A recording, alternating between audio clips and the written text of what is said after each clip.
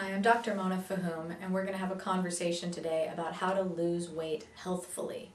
Many people jump on every fad or every diet that comes along hoping for that quick fix to drop the 10 pounds or to all of a sudden fit in a size 6. It typically never happens that fast, and that's not really a healthy way to lose fat either. Losing fat quickly, or losing weight rather quickly, is not usually the fat that you're losing. You're usually losing muscle. And then when you put the weight back on, it comes back on as fat. So even though you may weigh about the same, you end up wearing larger and larger sizes because you're replacing that muscle with fat tissue, which is not going to help your metabolism one bit. When I'm taking patients through a weight loss program, there's a couple of things I always stress. Number one, feeling stressed out about dieting and the guilt associated with messing up every once in a while is just as counterproductive to losing weight as eating Twinkies. The next piece is you did not put on 10 pounds, let alone 40, 60, or 100 pounds overnight, so it's not going to be an overnight process to pull it back off. It just isn't going to work that way.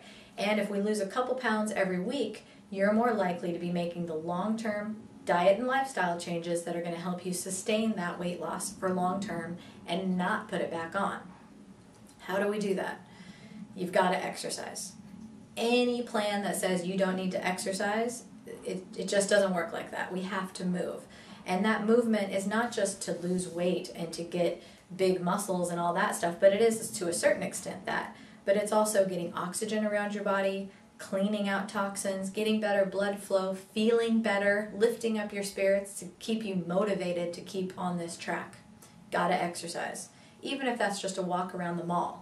It doesn't matter. Get moving. Next is we do have to think about calorie count. We do have to think about portion control.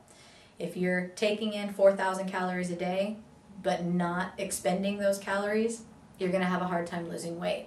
So we don't have to do total restriction of calories and go down to 5 or 1,000 calories a day, but you do have to think about proper portion size. And that would be 3 or 4 ounces of meat at a meal. 2 or 3 cups of vegetables at that meal. Thinking about our portions, especially the ones that are higher calorie or higher in fat. So meat, size of a deck of card. Chicken breast or a piece of fish, size of your checkbook. A serving of grains or pasta is really only half a cup. And how often? Think about half a cup. It's about that big. When was the last time you had only half a cup of pasta? Usually it's a big bowl, it's 2 cups or more. So we have to adjust. The last 20 or 30 years, people have really increased their portion size. It's kind of astronomical how much more we eat per day and how much less we move, hence the weight gain that we see so commonly in this country. Besides exercise, watching the portions, we also then have to eat right. And eating right means good lean proteins, fish, chicken without the skin, venison, or buffalo, things that are leaner, or low fat or lean beef, and then also good complex carbohydrates. You gotta cut the white stuff. We gotta cut the pasta and the rice and the bread and the pastries. All that white flour product goes straight to your hips, literally. It's sugar. It breaks down in your body as if you just had a cup of sugar water, spikes up your insulin, and puts you into fat storage mode. So we want to focus not on the simple carbohydrates, those white flour products, but complex carbohydrates. Fruits and vegetables, whole grains. Quinoa as a grain, brown rice, millet. Step outside the box. Google or just look on the internet at all these different choices of grains that you have out there besides just plain old rice or pasta. There's a million of them. Complex carbohydrates. That means good carbs.